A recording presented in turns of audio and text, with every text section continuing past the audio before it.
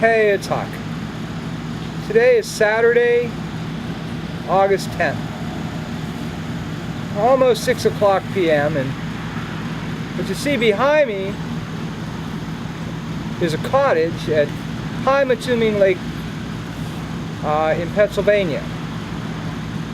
And we're about a quarter mile down, maybe a half mile down from the Jamestown State Park. And this is what $50 a night will buy you here in Jamestown. But I was kind of drawn here today because there's a reason I haven't been on YouTube the last few weeks.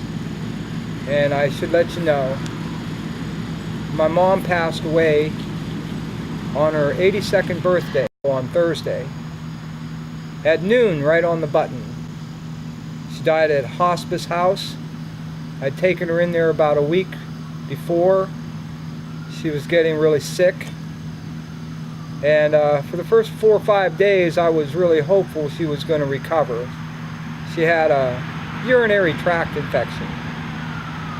But the signs were there for the last several months that her condition, her dementia, and her cancer were getting much worse. And I guess I just was reluctant to really believe the end was going to come. So for the first 4 or 5 days there, she was, I think, as hopeful as I was. All she wanted to do was to come home. But she died there. I think it was about Tuesday night she took a real turn. By Wednesday, it's really hard to, I don't know how much she heard of what I was saying to her. And Thursday, without question, was, well, Wednesday night and Thursday were really the most difficult hours of my life. I guess what drew me here, we've been trying to make all the arrangements and things are kind of chaotic because, frankly, I don't earn enough money to maintain the house and all the monthly bills that we were barely getting by on, you know, while my mom was alive with my income in and my mom's Social Security. So there's a lot of big decisions I have to make in the coming next 30 days or so. Fortunately, she was not totally unprepared for this. And I didn't even know. She had gotten a little life insurance on herself, and it's going to be a little bit more than necessary to give her and my father a proper burial. My dad's ashes have been in our home for 6 years now because we couldn't cover more than the funeral expenses at the time. And I feel real good that probably August 19th we're going to be able to do a little service at the cemetery. I'm taking some of the insurance money and I'm buying a plot for each of them and have them interred at that time. We're going to have a little, a priest is going to come and do a little sanctifying of the grounds. My dad is eligible to have a military salute since he was a veteran in the Korean War. And I'm going to take a little bit of what's left over and buy myself a plot so that my eternal rest will be beside me. I don't know how much longer I'm going to be making YouTube videos. I have got to cut way back on expenses, and I'm probably facing some real tough choices. It doesn't look like I'm going to be able to keep my parents home. I really haven't figured that all out yet. I needed to clear my mind for a couple of days, and what drew me here, I guess, and I wasn't even kind of thinking along those lines, but I knew I needed to get away for a day or two. Now that I've made the final arrangements and I have a couple of days off, and everything I see at home just reminds me of my mom. And it's hard to go through your day crying all the time, so I knew I needed to get away, and I didn't have much money to do it. Somewhere in the back of my mind, I was reminded of maybe the first time we ever took a family vacation that I could remember. For years we went camping here at Pymatuming, and we went in a big tent. And after that we bought a very, very small trailer that was used. And I have loved camping ever since. These last 6 years I haven't been able to do any of that. Pretty much all my energy has been focused on just keeping the house and keeping my mom comfortable in her own home.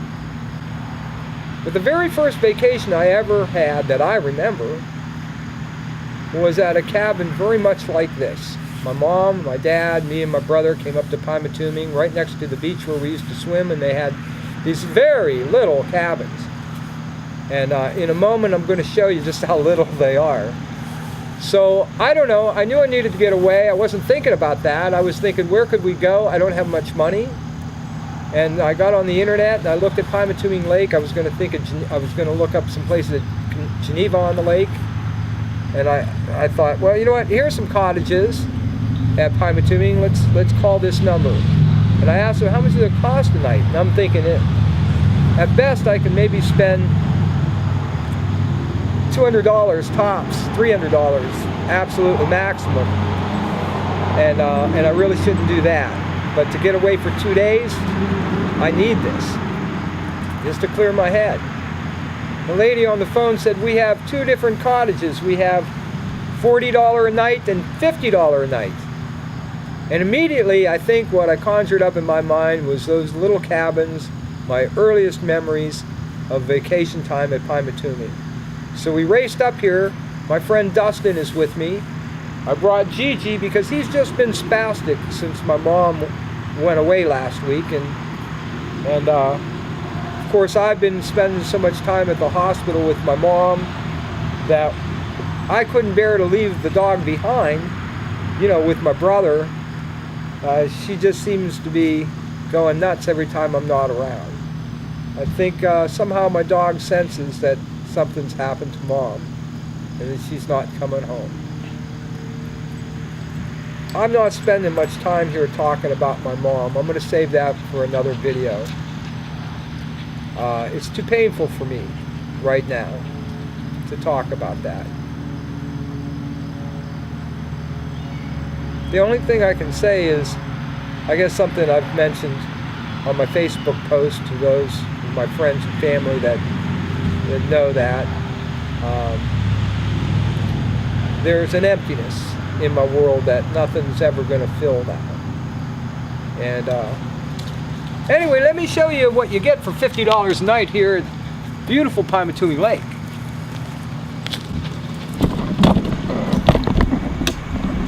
We got the only one that hasn't been sighted, so they saw us coming. This is unit number 5. You walk in. You do have a furnace. There's no air conditioning. You got a little bathroom in here. There's a little rustic shower. I don't know if you can see. I should turn the light on. There we go. Can you see that? There's not really a straight line. Dustin was telling me there's not really a straight line anywhere in this place. But hey, you got a bathroom. We got a little table. Got a little stove, a little kitchen, little sink. You got a nice refrigerator. I haven't drank beer in quite some time, but I just bought a 6-pack of Molson Ice. And I think I'm going to drink that baby tonight. This is going to be Dustin's room. It's not a very big room. This is going to be my room tonight. And actually get a nice little breeze. $50, I think it's a hell of a deal. The only thing we did before signing was we checked pretty thoroughly for bed bugs and other critters. We were pretty confident that wasn't going to be an issue, so hopefully we won't go home scratching. There's nice little woods here. We're right on the border of a woods. There's about, I don't know, maybe 5 or 6 cabins here. All pretty similar. A couple that are smaller. They don't have the kitchen. That costs you $40. just on the other side of this woods, probably about, I'm going to guess 200 yards, is Pymatuming Lake. And I know this is one of the places these last couple of years when I could get my mom up and outside. We live about 20 minutes from here. And this is where I used to take her. This and the neighborhood where she grew up in Youngstown. And see her old home she grew up in. And beautiful Mill Creek Park in Youngstown, where it's kind of her stomping grounds.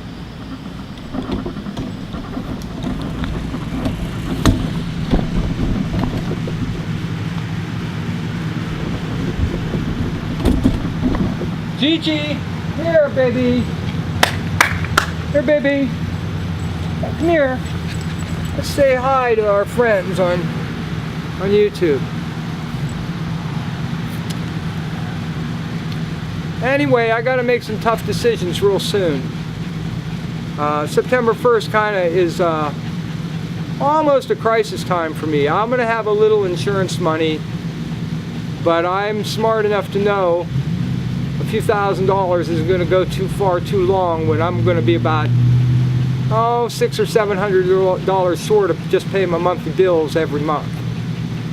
So my intention is I'm giving myself 90 days to make some decisions on whether I can refinance the house on my income. I don't think that's possible.